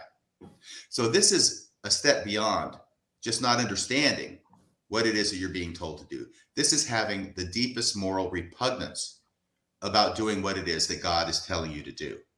And yet you do it anyway. And that's supposed to be the moral of the story. So Mormons end up being taught through the repetition of these stories that what they need to do is obey God, which means what the representatives of God, i.e. the church leaders, tell them to do, regardless of whether it is completely contrary and repugnant to their own sense of moral agency, Elder Bednar. We are beat up into compliance so bad that we voluntarily clean the bathrooms for free of a multi-hundred-billion-dollar organization. And count ourselves blessed for being able to do so. Right. Yeah. Show up on a Saturday, clean the shitter. Meanwhile, this thing has so much money, it could hire 25 janitors per building and not really be hurting at all. Right. This is another tweet as I was going through everything today. I thought it might come up. This was me asking somebody if there was ever anything a prophet could say or do that would cause them to question if they were really speaking for Christ. So this is their response. Initially, my thought was yes, like there would be things, but honestly, I think my real response would be no. It is very difficult for me to consider the LDS Church not being the living church of Christ to usher in the second coming. So, and that's actually not the one that I thought I had found. So I'm kind of bummed out that I lucky that person for being born into the right church, though. Man, right. Lucky but them. There's another one where like I push further, and they. But if said, I'm understanding you, Maven, I'm sorry. I just want to make sure I'm catching up with you, because this is remarkable that you actually have a faithful member of the church admitting that there is nothing that a leader of the church or the prophet of the church could do or say that would lead them to think that the church is not Christ's church. Right. Because they self-admit that their belief is so good for them. Their comfortable belief is so comfortable that they don't want to let it go. Right. And I think that a lot of members, actually, this is where they're coming from. But I think what's remarkable about this is that you got one to actually say it. He went further to say even more, which is why I wish I had like the proof of it, I guess. But because he even said like I can think of things that because I asked if there was anything that he would not do, that if the prophet said to do, he wouldn't do, like because of his conscience. And he said like he went on further to say like, you know, polygamy would be hard, or like murder. But again, that's where you bring back like Nephi and the head of Laban and the Lafferty brothers. I think I mentioned this tweet in that episode, and I didn't have it then either. And maybe I never did save it. But anyway, it's the same guy from this one that said that. So he's basically saying like, yeah, I mean, it would be really hard to murder somebody if the prophet told me to, but we have Abraham and Isaac, we've got Nephi right? and Laban, and we've got the son. So that's something that applies to, I think, to all of Christianity too, is that this story being ideal or loving, that God would kill Jesus for our sins. Yeah. And we got the other side of the coin, which is in section 132. Emma is told that she has to be sought out and asked about Joseph entering into polygamy. But if she says no, if she's not compliant, she will be destroyed. So we have the people who go extreme and are blessed for it in ways that you and I in real time would go like, dude, if you think you should kill your kid, maybe you should check yourself into a mental facility and get yourself checked out. And then the other side of it is somebody who goes like, this is atrocious, I'm not going to participate. And God is on the other side going, well, that's fine, but you'll be destroyed. That's not really good choices, right? Like this. And that's what we Mormons grow up with, is we grow up with these stories, and these stories are used to teach us to be compliant and to fear not being compliant. Let me just share one other one. So you mentioned stay on the covenant path, that equals obedience is the first law of heaven. Robert D. Hales said at times members may participate in selective obedience, claiming to love God and honor God, in other words, be a cafeteria Mormon, while picking and choosing which of his commandments and teachings and the teachings and counsel of his prophets we will fully follow. I just want to note, all Mormons are cafeteria Mormons, including the modern leaders of the church, who on any whim, on any day, can disavow the past leaders who taught things because they don't want to follow it anymore. Right. If you go back to when we had Charlie Harrell on the show about his book, This Is My Doctrine, to show that every single prominent doctrine and teaching of the LDS Church has changed over the course of time since its inception. This mandates the fact that every member has to be a cafeteria Mormon, because you cannot believe everything that the leaders have said without holding inconsistent views. Yeah. Another last one here, and then we'll go to this one. The last one here is, you will lose your eternal family for eternity if you don't comply. We all kind of know, we kind of all understand that the big thing that Mormonism holds over our head is that we want to be with the people we love forever. And they've promised us we can do it if we check all the boxes and if they check all the boxes. And the reality is, on the other side, if we think it through, every one of us, even if we stayed in the church, would not be with all the people we love, because not all the people we love are completely compliant. And so what happens is the church teaches this grand idea that families can be together forever, but they might as well come in on the first discussion and just promise me that my family won't be together forever, because not everybody's going to do everything the church says to do. And then this last one here is this idea that, RFM, you and I grew up, most of our audience is going to recognize we grew up with Mormonism softly, sorta, maybe a little firmly saying that every male needs to go on a mission, but it wasn't as abrasive as what we're now seeing right here in the modern moment. What we end up with is, I'll play this video first, and let me actually do this. Right. And let me go ahead and say what was a very famous saying by Spencer Kimball, who was the president of the church when I joined. And then the listeners can compare it with what this individual from the first, was it the stake presidency, said. I know this has become a bit famous because it's made the rounds, but this is also very much along the lines of what Elder Bednar said as well, about really having agency, which is you don't have a choice. So what it was that President Kimball said was, every worthy young man should serve a mission. And if he's not worthy, he needs to get himself worthy. So that's over 40 years ago, right?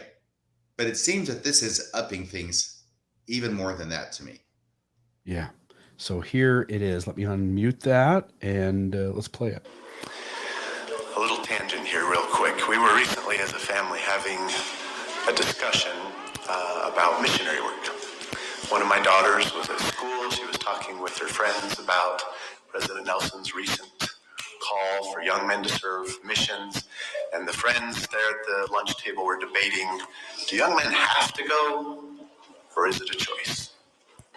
Now, young men, I hope you'll think about this carefully, because there's an important doctrine here. Do you have a choice whether to serve a mission? I'm going to tell you why you don't. Now, that might rub you the wrong way, because we're so big into liberty and agency, and we do believe we're a free, democratic kind of people, right? But here's why you don't have the choice anymore. It's because when you were baptized, you signed on to the Lord's plan, which is giving up free agency and accepting moral agency. The difference being that we give up thinking that we know for ourselves what is best in our lives, and we trust the Lord to give us the direction that is best for us in our lives. And so, young men, if that sounds like foreign doctrine to you, I hope you'll reconsider the importance of that baptismal and sacramental covenant, where every week we come to church and we say, I'm giving up what I think is best, and I trust the Lord to guide and direct me in my life. And his will becomes paramount. And no longer is what we want the most important thing in our lives. We recognize that what the Lord can give us is much greater than anything we could choose for ourselves. I will suggest that kind of a statement leads many members of the church to go ahead and do what the church wants them to do. And I'm one of them, by the way. And then 10, 20, 30, 40 years later, after they've made a lifetime out of choosing what the church wants them to do instead of what I think is best for me, it can lead to some regret at the far end of that. Am I crazy for thinking that what Elder Bednar taught seems to be very much connected to what I just heard from that member of the stake presidency? And then you combine it with this thing, which also came out this week. I prefer not to give my name, but I wanted to make you aware that today is a fifth Sunday lesson. Every bishop, so this person seems to me as if they're in a stake calling because they're aware of what's happening in multiple wards. As a fifth Sunday lesson, every bishop was required to give a lesson on how no young man has a choice to serve a mission. It is a requirement. We go to a YSA ward where the bishop presented this exact information and told everyone this is what he was told to teach. It seems as though we're at a moment where the church, out of maybe being desperate, is trying to make everyone feel a higher degree of shame and pressure to do this mission thing. I have some fears that it's going to backfire on them, but they're doing it nonetheless. Yeah, I think it's been said already quite a few times that this is Satan's plan. But the other thing is that when you get to this point where they're showing their desperation, I think, by going to this extreme. And what that desperation tells me is that behind the scenes, they're having all sorts of trouble with guys not going on missions. And I think that from the church's point of view, what they cannot afford to have happen is to have so many guys, young men, not going on missions that it becomes acceptable to not go on a mission. And I think they're at that tipping point and maybe starting to get past it now. And that's why they're doubling down and becoming so desperate and saying, you don't even have a choice anymore. Instead of, what about just talking about all the great things you learn on your mission? Why would that be a bad thing? And you get closer to the Lord, you get to preach the gospel, you get to learn stuff, you get to meet people, learn a different language if you go foreign. There's so many positive things, legitimate positive things that you could say to try and encourage people to go on a mission, other than you don't have a choice because you got baptized when you were 8. Yeah. I don't have the image in separate by itself, but I got it from our outline. We were talking about this quote a couple of days ago in a phone call. This is Harold B. Lee. This is the October 1970. By the way, you can't find that talk. The church only goes, I think, what'd you say, RFM, 1971? Yes. Yeah. So anything before 71 isn't stored anymore on the church. Anybody who spoke 1970 or earlier, their messages must just not be as important, because the true and living church of Jesus Christ of Latter-day Saints in the restoration and these the last days has chosen from 1970 before to just keep those things obscured. But Harold B. Lee says, now I'll get just to the main part. You may not like what comes from the authority of the church. It may contradict your political views. It may contradict your social views. It may interfere with some of your social life. But if you listen to these things as if from the mouth of the Lord himself with patience and faith, the promise is that the gates of hell shall not prevail against you. When you tell people that it will contradict your political views, it may contradict your social views, it may interfere with your social life, you're essentially saying it doesn't matter what your inner gut tells you. It doesn't matter what the repercussions are for you personally. Damn it, do what the hell we say. Yes. And by the way, while you were reading that, I went back and double checked on the church website. That is correct. They only have General Conference back to 1971. They don't have anything before that. I wonder why they wouldn't want us to know the rest of that stuff. I have no idea. I think it's because they don't have enough money to be able to pile in that information onto their church website. Maybe that's it. That's why I had to go to a separate website in order to do the research on the usage of the phrase obedience is the first law of heaven on a different website than the church's. Yeah. Yep. And then the last thing I wanted to note before we kind of all give up or give our wrapping up thoughts is this idea that my last section is that leadership teaches each other to be compliant. Hugh B. Brown, thank goodness, in his personal writings informed us of what every apostle agrees to, the apostolic charge. That is, what he's saying is that when a person gets called into the quorum of the 12, they are given this charge and they agree to it. So from that point forward, every time you see those top 15 men act, as they come out of council, as they make decisions, as they put Elder Christofferson in front of the television after the November policy in 2015, this charge stands at the forefront of how these men choose to interact with the public and the image they choose to portray.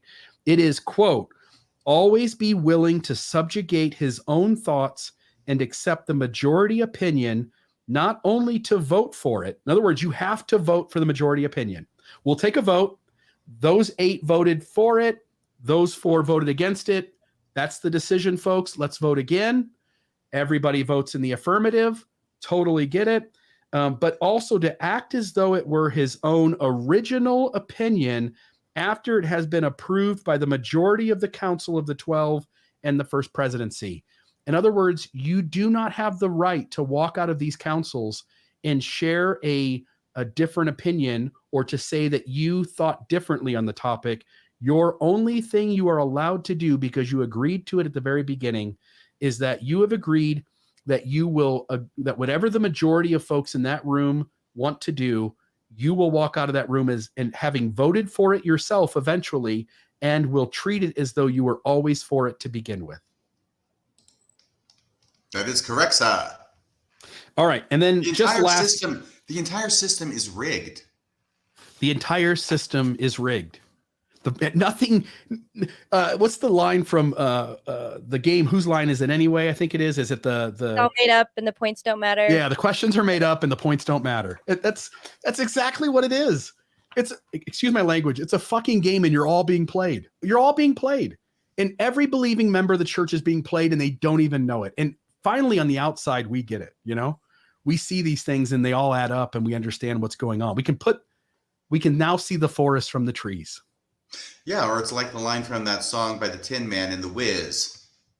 I can't win, I can't get even, and I can't get out of the game. No, you're stuck. And no wonder you feel better when you do. When you just put the Monopoly board game away and say, I'm just not going to believe in Star Wars anymore as reality, everything gets easier. No wonder it does. I'm not taking depression meds, and nothing against for those who do, but I have talked to numerous people who felt burdened in the church, who were taking antidepressant medicine, and when they left Mormonism, their depression magically vanished. That is a miracle. Maven, I think you were kind of hinting to some of that feeling of being burdened in the church and now not feeling that burden. And it wasn't something I was aware of. So this was something that someone else, like on Twitter, I guess, accused me of like being unhappy in the church. And I told him I did. That's not why I left, because I didn't realize that how unhappy I was. That was just a complete unexpected benefit to leaving. I left because I didn't believe in God anymore. And so the church would naturally fall along with that. But it was a burden I just had my whole life. So I wasn't able to be aware that it was there until it was gone. And I felt lighter. And I know, they talk about like a baseline kind of happiness. I think there's a word for it and you might know better than I do, but basically whatever happens in your life, good or bad, you tend to come back to the same like baseline.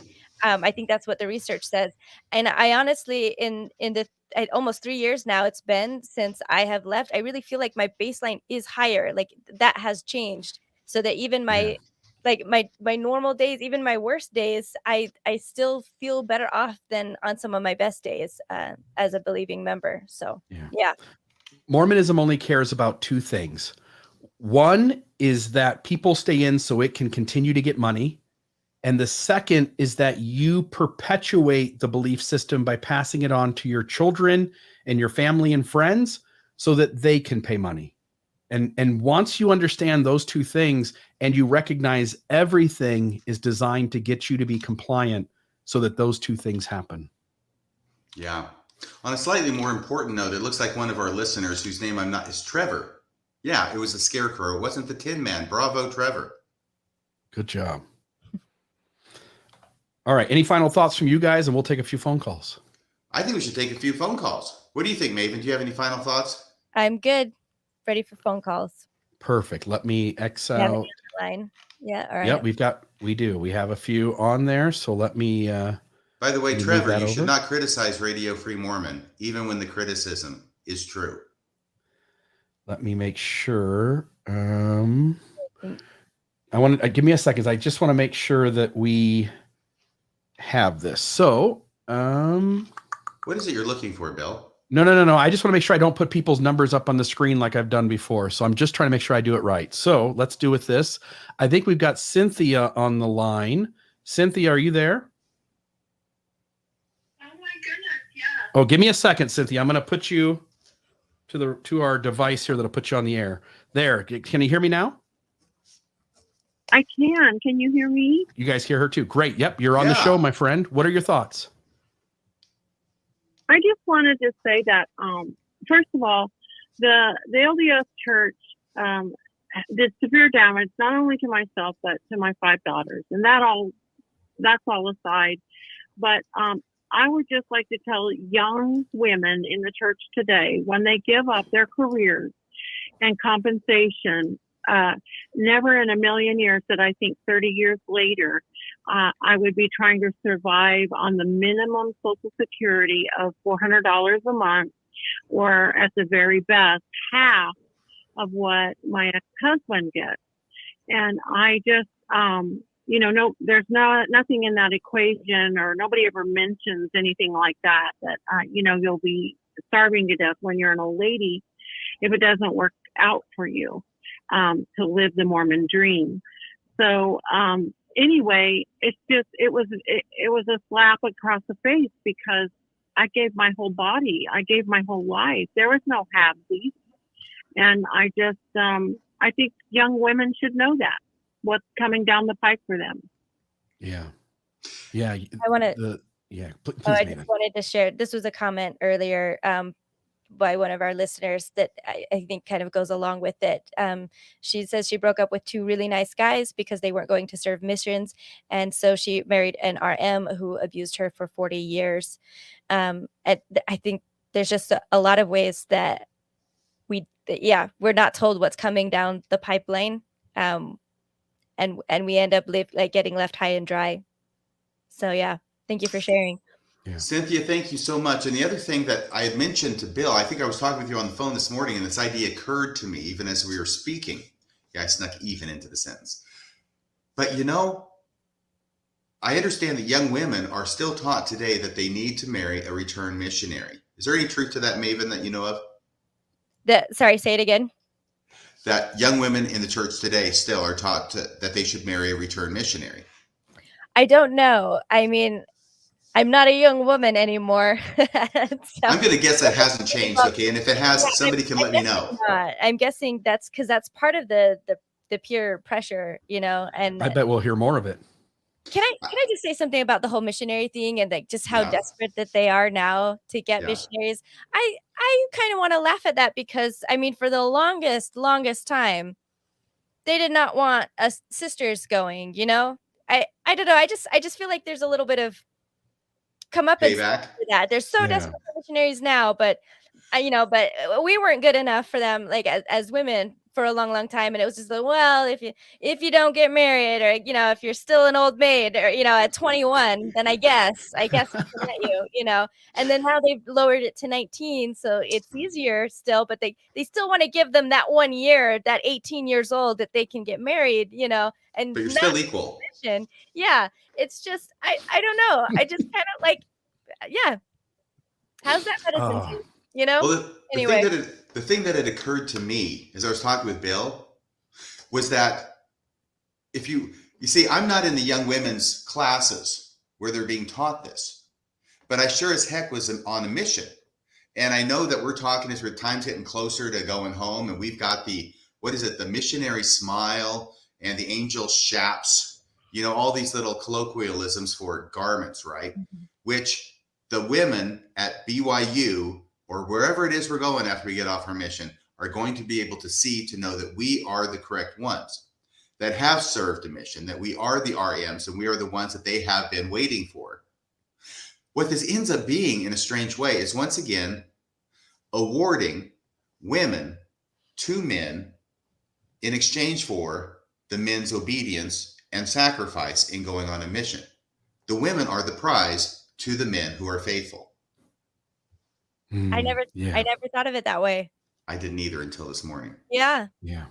And Yeah. that's- Women are objectified, huh? Yeah.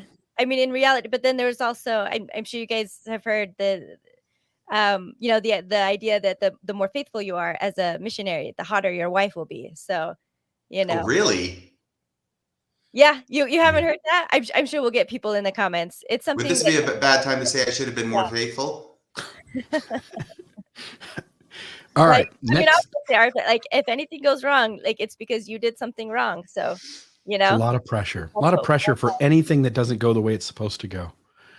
The next caller is, I think, Alyssa, maybe. Is that the name, Alyssa? It's Elisa. Elise, you're on Mormonism Live. Hi. Thank you for letting me call in. Yeah. This has been a real hard episode for me to listen to, not just because of how women are treated in the church, just because of my personal experiences. Both of my parents were converts, and they were very, very devoted to the church, still are. Very, very intent on making sure that each of their 3 daughters faithfully attended and really kind of sunk into the church and absorbed everything. And there's this I don't know if this is just maybe in our house, but there's this underlying thing that we don't talk about in the church, is that when the teaching people to comply doesn't work, that it becomes coercion, and sometimes it becomes physical coercion. When my sister was 15, she absolutely, I'm not going to church anymore. And there were lots of shouting, lots of violence. My dad once dragged her down the hallway by her hair to try and force her to go to church. And, cut a couple of years later, same thing with me. I'm like, I don't want to go. And eventually it became, I was so scared of getting hit that it was easier to go to church and pretend that I was happy there. Yeah. And then a couple years later, I'm at BYU. And just that same sort of compliance was so ingrained in me. I had just come home from work. It was like a Saturday night. There was some kind of stake dance. I had a migraine. And my roommates were okay, just go to sleep. We'll be gone. We'll come back later. We'll check on you. One of the guys in one of the nearby apartments came over and would not leave unless I went with him to the dance. And, it's just, I don't know if you guys know about migraines, but when you have a really bad migraine, your mental processes are a little bit weakened and discombobulated. And I'm at this dance and I'm miserable. It's loud music. It's flashing lights. And my roommate came up to me. She's like, I'm taking you home. You should not be here. And then the guy who took me got really mad and was yelling like I had personally insulted him by feeling too sick to stay at the dance. That he made all this effort to get me there. And now I was going home and I wasn't leaving with him like a good date should. So that was just, this has been a hard episode, but it's been a good episode. Just to have, Maven's voice and the voices in the chat. Talk about these things. Yeah. So thank you. You're welcome. Thank you for calling. Thank you. Man, again, some of this is real. It plays out. The need to be compliant plays out in ways that for most of mine, it wasn't too serious of trauma. For some folks, it really is. Like you trust the priesthood, so you end up being sexually assaulted because you take a man back to your room and you assume he's good, rather than how the world would have handled it by vetting somebody and getting to know someone first. You trust the person because they have priesthood. You can see how boundaries get unhealthy boundaries get seen as good boundaries when they're not. You see how people have their resolve worn down so that they end up just giving in to the things they're asked to do. Mormonism, as we're pointing out, grooms compliance. The next call, I don't have a name here. Let's caller, what's the name? Jana. Jana, you're our second to last call. What's on your mind tonight? You're on Mormonism Live. So, I think like a lot of the women that have called in today, this was one of those episodes that was really kind of triggering and touching at the same time. So two thoughts and one really fresh that just happened to me this week. I finished my master's thesis at age 36 with 4 kids. I had my 4th baby during the pandemic, and we also moved, and I had my faith crisis. So all those things happened at the same time. And when I finished it and I submitted it, I expected the next day to feel really happy and proud, but I actually felt really angry and frustrated, and I couldn't put my finger on why. And it wasn't until the evening that I realized it was because I realized I had so much time and opportunity stolen from me because I made decisions based on my true beliefs in the church.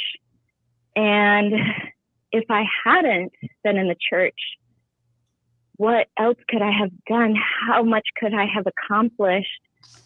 You know, considering what I've been able to do with all these things stacked against me. And so I just kind of felt like, yes, it's amazing that I managed to do it.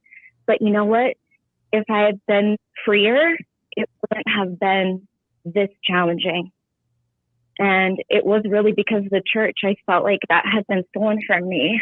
And I guess the second thing that I just wanted to add was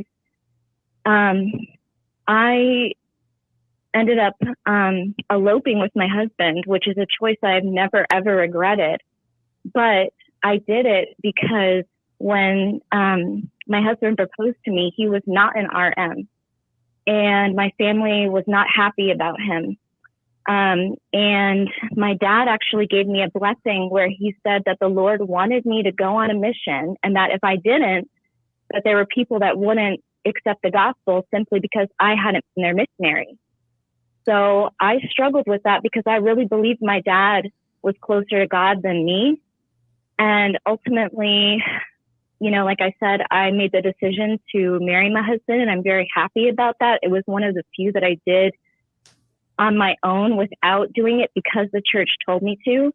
But again, my life didn't have to be that hard. I didn't have to struggle with relationships with my family or friends or be isolated for the early years of my marriage because no one supported me.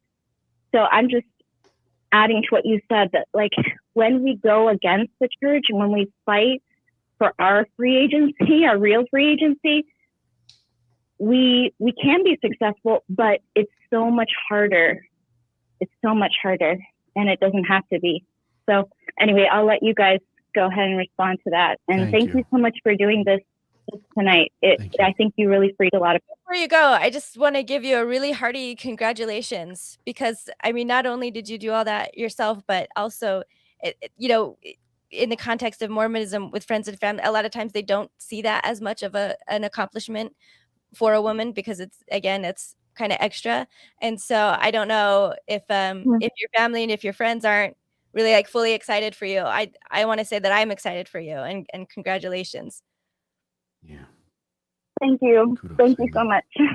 Awesome. And I understand that the anger, I feel like I have said this before, but it's my biggest pain point as well with leaving the church and realizing how much time was wasted. And I think it's true for a lot of women. That's the biggest thing. The number one thing is that what if, when we realize we've given so much of ourselves. So yeah. And I gave so much for a husband that I never even had.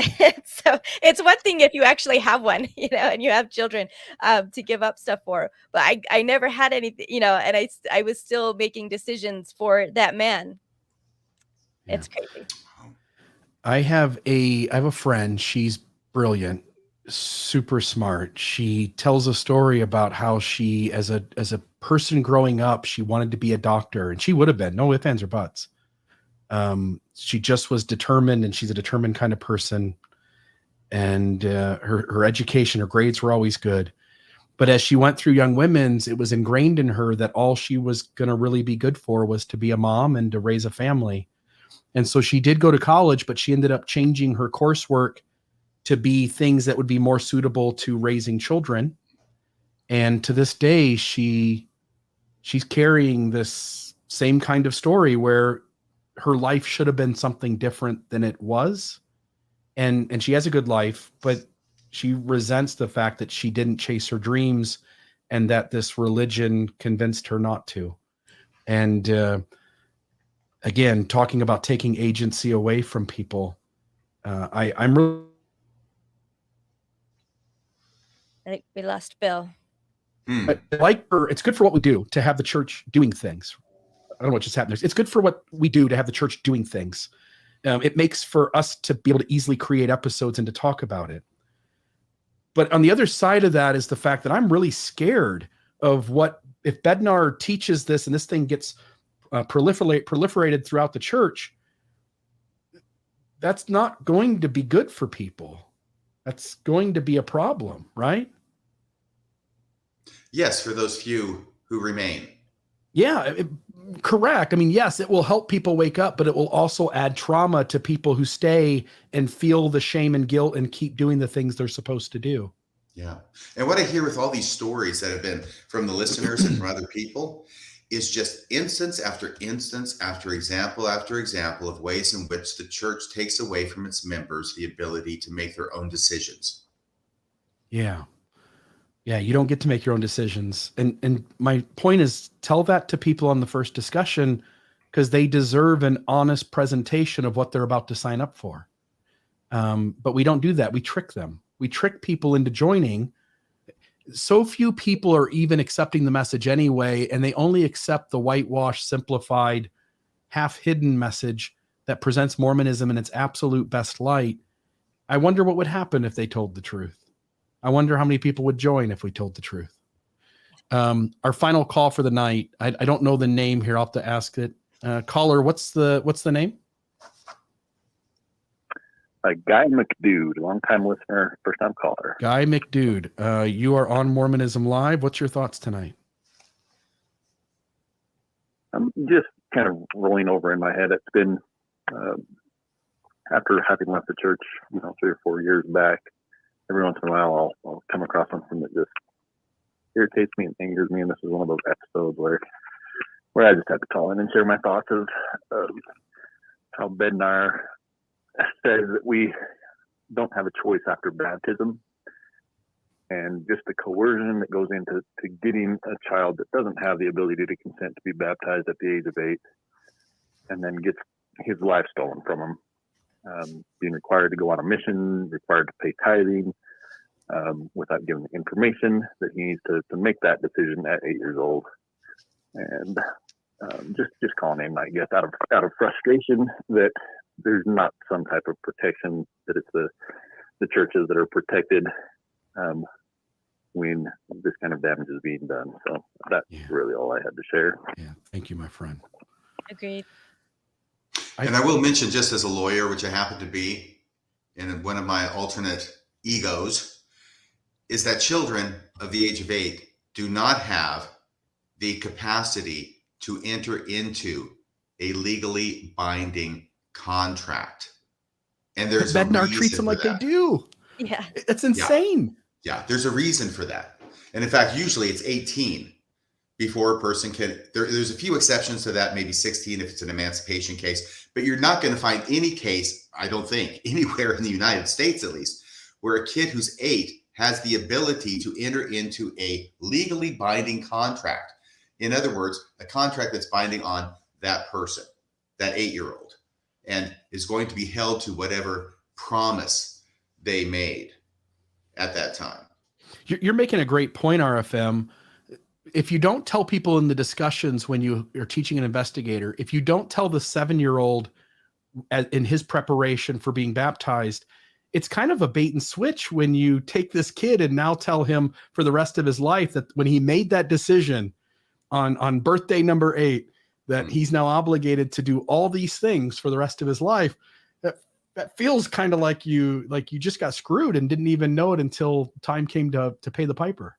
But I I will think at suggest. the age, like, even if you did know, you would do it anyway. You wouldn't Or I know. think I would Yeah. have. Oh, yeah, Yeah. sure. It's your Because I family believe pressure. everything. Yeah. So Because you're 7 years old and you can't comprehend what the hell's going yeah, on. it's interesting that the church thinks that 8 is the age of accountability, where it is okay to baptize because children at that point know right from wrong, which Because I they think won't believe it when they're 11. That's right. why. Also, it's a time where it's still it's like a prime time right before they're not getting into like their preteens where they're starting to be they're still very much dependent on and looking for parental and community support and love. So they're very much primed to be obedient anyway at that age. And I think it's almost about as late as you can get before they'll start to want to be individualistic. So you still get them when they care enough to conform. That's that And, age. and they still believe in Santa Claus. Right. Yeah. Yeah. Tooth Fairy, Santa Claus, all that is real to them. And yet somehow they're supposed to know for sure that the gospel of Jesus Christ as restored through Joseph Smith is true. Can I give my impression on this argument that is now cropping up with Elder Bednar and this first counselor in the stake presidency and now the bishops throughout the church on the fifth Sunday? Yeah. I really think that it's kind of a non sequitur to say that because you got baptized, you have no choice about going on a mission, which makes me think that that really is not the argument that's being made. In other words, they didn't go to the drawing board and said, okay, you've been baptized, which means you're going to do this, which means you're going to go on a mission, and now you don't have a choice. I think it's the reverse. I think that what they're doing is they're saying you don't have a choice anymore. You have no agency to go on a mission. And now they're casting about to try and find some kind of doctrinal hook to hang that hat on. And they came up with baptism. It is such a bad argument that that's what makes me think that that's what's going on. They're not saying because of baptism, you don't have a choice about going on a mission. They're saying you don't have a choice about going on a mission. And, oh, it's because you got baptized. Yeah, and that's not the first time we've seen it work backwards and be portrayed as working the other direction. Right. Yeah. It's a reverse engineered argument. Yes, it is. Yeah. Ends justify the means. Any other thoughts from you guys? No, except I've had a great time tonight, and I really enjoyed the callers. I enjoyed what you have put together tonight, Bill, and I really enjoyed the comments and the insights that we got from Maven on her perspective as a woman, which I cannot see very well. But when Maven or other women express it, sometimes, like tonight, I can see things that I was not able to see before. And whereas I think that the church puts a lot of pressure and takes away a lot of choice from all the members of the church, it is clear to me that even though it falls on all the members, it falls more harshly on the female members of the church. Because if you're a guy in the church, the only people you have above you are other guys. If you're a woman in the church, you have everybody above you, basically, or you have the potential to have everybody above you. What's the old, the illustration is that when you're a full grown, you're 60-year-old woman, you have done everything in life you're supposed to, you're corporate president, for crying out loud, or whatever it is you might be. But you have to have the sacrament passed to you by a 12-year-old. And you have to make him donuts. And you got to make the 12-year-old donuts. Yes. And you got to listen to him when he comes home and tells you about his meeting. Right. And pretend that you're really impressed. Yeah. I did have one more to say, actually. I just want to,